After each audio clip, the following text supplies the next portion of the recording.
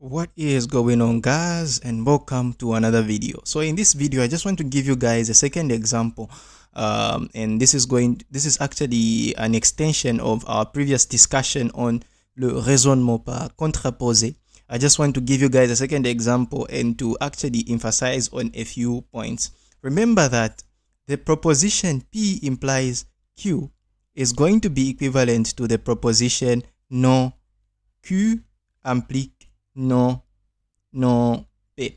Now, if you guys are asked, what is this proposition here? What is it called? So, if P implies Q is our proposition, then non Q implique non P is known as the contraposé.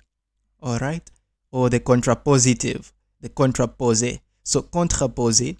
So this is known as the contraposé of this proposition that we have here. Okay, so P implique Q is known as, non Q implique non P is known as the contraposé of the proposition P implies Q. Now, one common mistake is, what is this going to be called? Now, you might also make a mistake. So this is known as l'implication réciproque. So this is known as the implication réciproque. Now, what I'm talking about is the contraposé. This that I have here is not this. These two are different, as you can see by the representation. This is what we call the implication réciproque, and this is what we call the contraposé. So basically, I just wanted to make you aware of this one important detail or piece of information. So in this video, we have this problem. So this is our proposition. All right. So this is our proposition. Oh, this is our proposition P that we have. And then this is our proposition Q.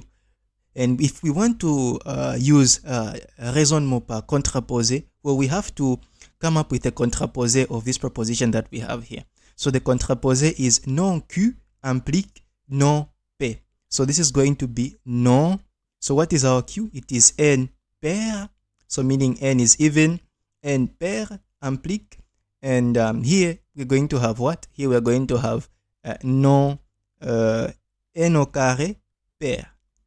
So n squared even. So this is what we have. So now the negation of this proposition is n impair, meaning odd, impair, and then this is going to be n au carré impair. All right. So this is what we want to establish. Now this is going to be for all values of n in the set of natural numbers. This is going to be for all values of n in the set of natural numbers. All right. So basically, I just want to remind you guys of the fact that whenever we say that a number is odd or a number is impair, it can be expressed in a certain form. All right. So a number that is, so if, let's say if n is impair or if n is odd, well, n is going to be written in the form 2p plus 1. Now, where this p is going to be an integer. This p is going to be an integer. So a number that is impair is going to be written in this form. I can give you guys an example. The number 13. The number 13 is impair. Why is the number 13 impair? Because 13 can be written in the form 12 plus 1.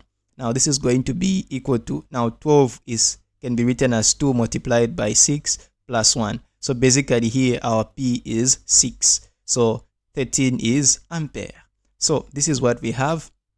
All right. So now, what is our hypothesis? Remember what our hypothesis is? Well, the hypothesis is that we try to suppose that n impair is true. So we suppose that n is impair. So we have this writing. So we suppose, this is what we are supposing. So supposons,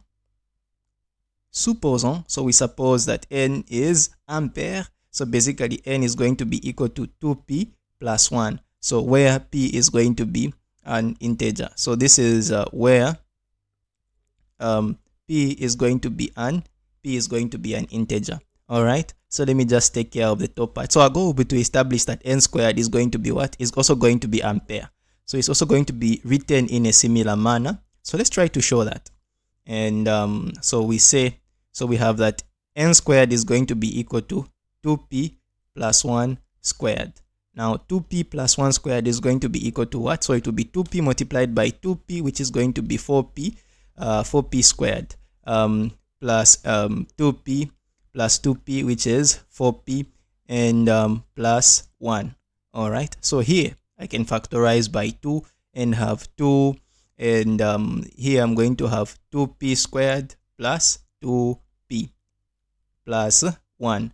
And then now we know that p is an integer, That's what we are from writing a few moments ago. So we know that p is an integer. So a product of integers is also an integer, because 2 is also an integer. The square of the product of integers is an integer. The sum of two integers is also an integer. So I can write this as 2k plus 1, and then I can pose k as 2p squared plus.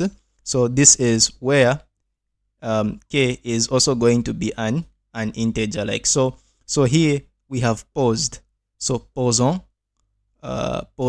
we've posed that k is going to be equal to 2p squared plus 2p. So we have n squared expressed in this form. So this means that n is ampere. So boom, we have our result. Thank you guys for watching, and I'll see you in the next video.